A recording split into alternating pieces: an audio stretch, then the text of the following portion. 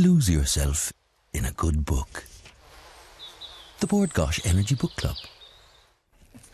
Well, he's one of Ireland's most cherished authors. He's written 8 novels to date. He's been awarded numerous literary awards. This month, Irish author Joseph O'Connor's latest offering, The Thrill of It All, is our Bookclub Energy Book Club choice for June. And the book spans over 25 years. I'll hold it like this, that's better. And follows Robbie Goulding's teenage dreams, friendships and his love of music. Joseph joins us now to tell us all about the book. Joe, as always, you're very, very welcome to Ireland AM. It's a great pleasure I really to feel be like here. I should just sit back now and let you guys have geeky muso chat. No. We were just talking about it's the wrong day for Mark not to be here, because Mark Yes. would love this book. It has a guitar on the front. It has, yes. A Strat. It has a Mark Cagney guitar. It does have a Mark Cagney guitar on the front. No, it's a book about a band, and it's in 2 parts. They meet in the early 1980s. So if you are a person who came of age with Duran Duran and the Human League and the Smiths... I feel I should hang my head in shame at this point. Yes, I am one of those. Yes, well then the book might have particular resonance for you, but it's only on the surface it's about a band. It's really a book about being young and wanting to take over the world and having dreams and your head being full of all the silliness and innocence that we all had when we were teenagers. And then in the second part, you meet the characters now and you see how some of those dreams worked out and some of them didn't, and some of them were reshaped into different kind of dreams. It's a comedy, it's a light-hearted book, and I suppose because my last 3 books... Yeah, this is a big gear change for you. It is. Yeah. I mean, in some ways it's a return. My very first novels That's were true. comedies and Yeah. they were about music, but because Star of the Sea and Redemption Falls and Ghostlight were about big, serious, heavy themes, and I'm very proud of the books and I think they worked very well, but I did feel a longing after the 10 years it took to write those books, to write something that would be a bit more light-hearted and life-affirming. Although music has been a common theme nonetheless. Music does appear significantly in the other works. This is my 8th novel, as you mentioned, and there's been a musician, or certainly the presence of music in all of them, from the very first one, which was called Cowboys and Indians, about a young guy going off to London in the early 1980s to make it in a band. But all the way through, even Star of the Sea, the central character of that book is a man called Pius Mulvey, who's a ballad maker from Carna in the west of Ireland. And I think music is just, it's probably the sweetest of all of the arts, and we all have a soundtrack. And when I'm trying to construct a character for a novel, one of the things I ask myself about that person always is, what is the music in this person's life? It's often how we remember our story, who we were with at a certain time, friends we had or friends we lost, and things we were doing. And are you locked to some extent into your own taste, or can you make a character like music that you deep down think is awful? Yes, you can. I mean, this book actually isn't a list just of bands that I love. Can I just say, do lists appear? Boys and music and a No. book? No list? You lie. Oh, you lie. lie. There's 1 or 2 in there. There's got to be a list in there. I suppose there's one sequence where Robbie, the central character, is talking about Fran Mulvey, who is the lead singer in this band. And he's merely to establish that he's very eclectic in his tastes. Merely to establish he's eclectic. So the character forced you to write a list. Yes.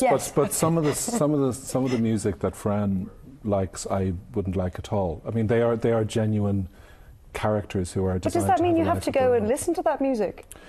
I had a very pleasant time writing this book, trawling around YouTube for music that was around in the late 1970s and 80s, some of which I had forgotten.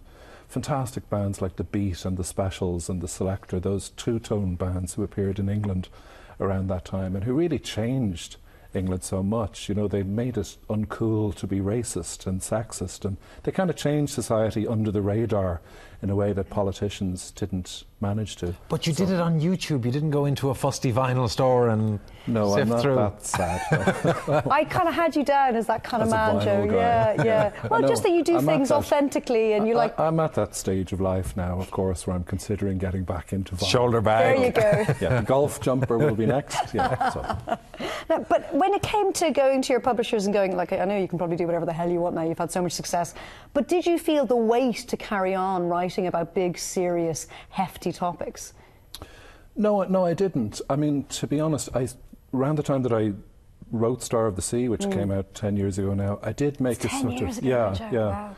I did make a conscious decision that I would write those 3 And that was it books, then? and that they would sort of be a loose trilogy, and that then I would stop writing about the past. And I mean, Ireland is in such an interesting place now. You know, the second half of this book is set in Ireland now, well, in the summer of 2012.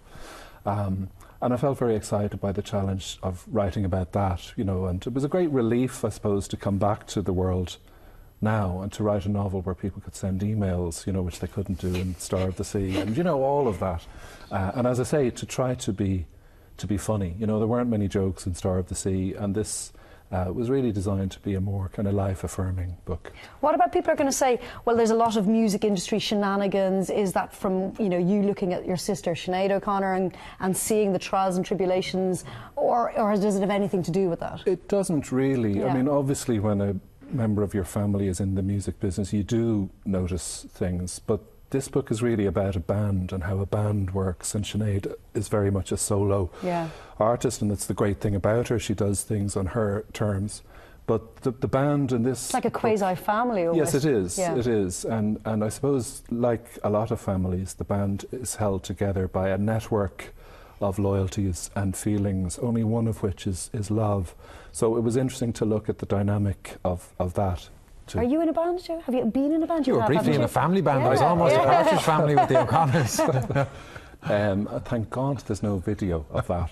Oh, there must be This somewhere, was your Joe. rooftop performance that... Yeah, we used to play music as kids. Sinead obviously was a brilliant singer even then, and my sister Emer was a very good musician. She played the piano and the harp. And what did you my brother play? John was a drummer. I played, of course, The guitar. very badly. Yeah, I think the first time Sinead ever appeared in public, when she was 10, at a talent competition in the Dunleary Summer Festival, I accompanied her. It was my great claim to fame.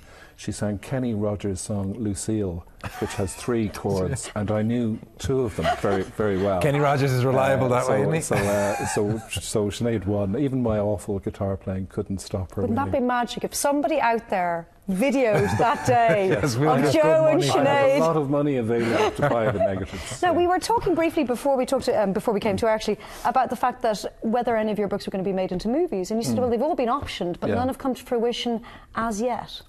No, they haven't. I mean, the movie business and books, it's just very frustrating. It's very slow, you know, it goes at the speed of a glacier melting. It's a bit like playing the fruit machines, and you need the 5 fruits to be in a line at the same time. Like sometimes with The a novel planets of must mine, align. you know, the director is ready, but the producer isn't, and then the producer is, but like the actor. So you're getting 3 and 4 all the time. Yeah, I mean, I think Star of the Sea will probably be filmed at some point. I think it would be a wonderful I would film. love if it were, but I kind of stay clear of it. You know, I write the books. I'm doing some teaching now at the University of Limerick, which is very wonderful. exciting. Are you enjoying that? Yeah, I'm just starting, and it's hugely exciting. I love How cool to teaching. have Joseph O'Connor as your teacher. Would be kind of handy, wouldn't I it? love doing it, and any time I have taught, you know, you learn so much by teaching, and you're surrounded by people who are young and starting out in writing, and it brings you back to the wellspring of why you wanted to do it yourself. You know? Sinead, will you do the display there again? The book, of course, is... I will. The All. thrill of it. Joseph You're going to have to O'Connor. sign this now so we can give it to Mark. Absolutely. Absolutely. And wish him well. Joe, It is, of course, as well, the Book Club choice for June. Yeah. It is. Well, I'm very excited about that. And if you would like to be in with a chance of winning a Book Club goodie bag and a Versus tablet, then send your reviews of The Thrill of It All at no more than 50 words to us by Friday, June 20th. Joe's laughing. I know the idea of getting people to review a book to 50 words is very challenging. No, I'm laughing because I'm going to be reviewing it myself.